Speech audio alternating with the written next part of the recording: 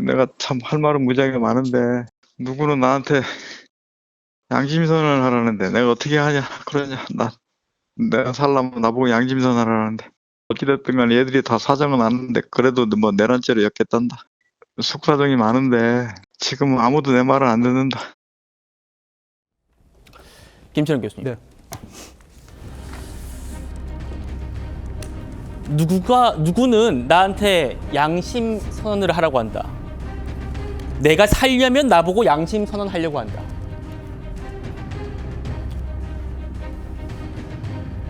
다음이요. 그리고 그래도 뭐 내란죄로 엮겠단다. 내란죄로 엮겠단다. 오늘 민주당에서는 양심 선언하라고 한 게 뭐가 잘못이냐 이렇게 반문하기도 하던데요. 살려면 양심 선언해라. 그리고 내란죄로 엮겠다고 한다. 이 말은 어떻게 받아들이십니까? 그러니까 이 내란죄로 내란죄로 엮겠다는 그 말을 들었을 때 곽정근 저 특수정 사령관이 느꼈을 그 무시무시한 공포, 그 두려움이 상상이 되거든요.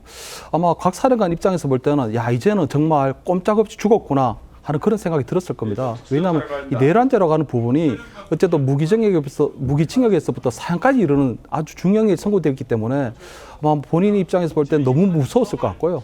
아마 본인의 내리 속에는 아마 곤생했던 아내 그리고 아들, 딸들도 아마 굉장히 머릿속에 스쳐서 갔을 걸로 보이는데 네. 아마 저는 이때부터 민주당의 어떤 내란죄 프레임이 좀 치밀하게 짜여진 게 아니냐 그렇게 좀 생각을 하고요.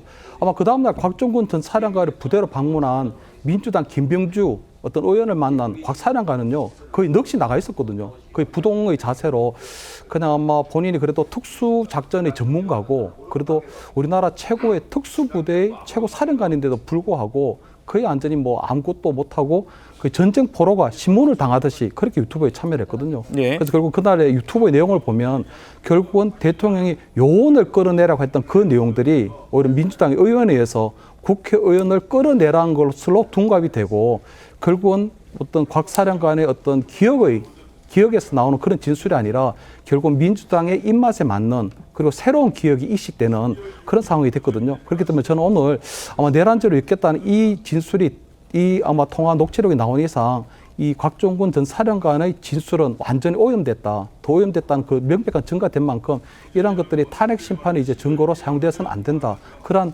기준이 더 명백해졌다. 이렇게 평가합니다. 예. 지금 듣고 또 보고 계신 이 곽종근의 이 말들은요.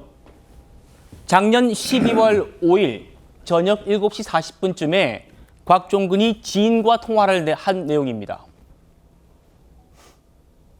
누군가 나한테 살려면 양심 선언해라. 내란죄를 엮겠다고 한다라고 토로한 그 바로 다음 날 곽종근 전 사령관 이 유튜브에 출연합니다. 전임 장관으로부터 국회의사당 안에 있는 의원들을 밖으로 이렇게 좀 빼내라 지시를. 국회의원들을요? 예. 본회의장에 있는 국회의원들을 밖으로 끌어내라. 예. 그 네. 지시를 받았는데 김병주 의원 유튜브 영상을 제가 다시 한번 전체 들어봤습니다. 제가 표현이 그렇게 됐던 것 같습니다. 오로지 들은 얘기 말씀해 보세요. 국회 안으로 들어가서 의사당 안에 있는 사람 데리고 나와라 이렇게 얘기했습니까? 그거는 빨리 국회 문을 부수고 들어가서 안에 있는 인원들을 밖으로 끄집어내라. 국회의원이라는 말은 안 했고 인원이라 그랬어요. 그렇습니다. 들은 얘기가 예, 인원을 끄집어내라. 김경희 대변인님. 누군가가 나한테 말하길 내란죄로 엮겠다고 한다 라고 지인에게 하소연한 그날요. 그 다음날 김병주 의원의 유튜브에 출연하는데 그날 전날에 김병주 의원이 내 유튜브에 좀 나와달라. 그리고 예상 질문도 전달했다는 게 언론 보도로 알려졌습니다. 어떻게 판단해야 될까요? 그러니까 맨 처음에 알려진 건 김병주 의원이 그 부대를 찾아가면서 이런 얘기를 합니다. 제2의 계엄이 선포될 수도 있으니까 내가 굉장히 무섭다.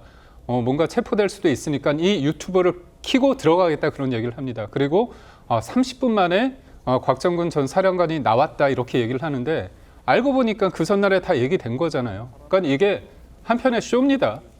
굉장히 어떻게 보면 이미 질문을 다 준 거 아닙니까? 그리고 누군가 김병주 의원이 얘기했다고 뭐 단정 지을 수는 없지만 제가 볼 때는 뭐 민주당 인사가 내란죄로 엮겠다 그런 얘기를 할 개연성이 크지 않습니까? 그 머릿속에는 계속 맴돌 거예요. 네. 내가 뭔가 민주당에서 원하는 얘기를 잘못하면 내란죄로 엮일 거다. 이게 머릿속에 계속 맴돌 겁니다. 그런 상황 속에서 유튜브 볼 때 얼어있지 않습니까? 그렇다면 그냥 무의식적으로 얘기를 하는 거죠. 우리가 그 녹취 중에서 인터뷰 중에서 간과하는 게 있는데 처음에는 뭐라고 얘기하냐면 요원 인원을 빼내라고 했다고 얘기를 합니다. 네. 그러니까 박선우 의원이 나지막한 목소리로 국회의원을 끄집어내라고 이 얘기하고 김명주 의원이 또 얘기하는 겁니다. 그러니까 이거는 일종의 가이드라인을 이미 준 겁니다. 그렇다면 우리가 가장 무서워한 게 뭡니까? 내란. 진짜 무서운 거 아닙니까? 내란 프레임과 탄핵 공작에 의해서 이른바 대한민국은 그때 12월 초에 광풍이 불었습니다. 내가 어떤 선택을 하느냐에 따라서 내란죄가 아닐 수도 있고 이른바 어떻게 보면 공익 제보자가 될 수 있는 길이 있는 거 아닙니까? 그러다 보니까 그날에 과연 진실을 얘기할 거냐 아니면 민주당이 원하는 답변을 했을 것인가 이미 우리가 한 차례 홍장원 1차장의 메모와 진술이 깨졌습니다. 네. 그런데 마지막 한 축인 이른바 곽정근 전 사령의 진술이 사실상 민주당의 회유에 의해서 협박에 의해서 이루어졌다는 게 사실로 드러났기 때문에 저는 변론을 제기해야 된다고 봅니다.